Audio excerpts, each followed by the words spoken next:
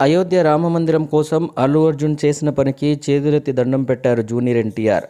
బన్నీ, తారక్ల మధ్య ఉన్న బాండింగ్ గురించి తెలిసిందే. అయితే బన్నీ చేసిన ఓ పని పట్ల తారక్ మంత్రముగ్ధులైపోయాడు. ఏకంగా బన్నీకి చేతులెత్తి దండం పెట్టాడు. ఇదంతా సోషల్ మీడియా వేదికగా జరిగింది.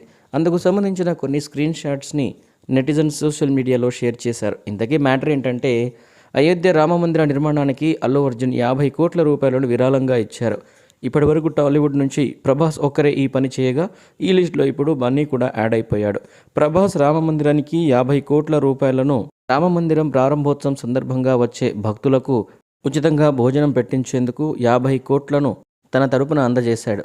అయితే బన్నీ మాత్రం అయోధ్య రామమందిరానికి స్వయంగా 50 కోట్ల రూపాయలు విరాళంగా ఇచ్చారు.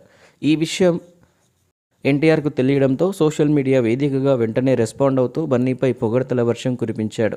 బావా, ఒక మంచి పని కోసం నువ్వు ముందడుగు వేశాం. అది నాకు ఎంతో బాగా అనిపించింది. నువ్వు చేసింది చాలా గొప్ప పని.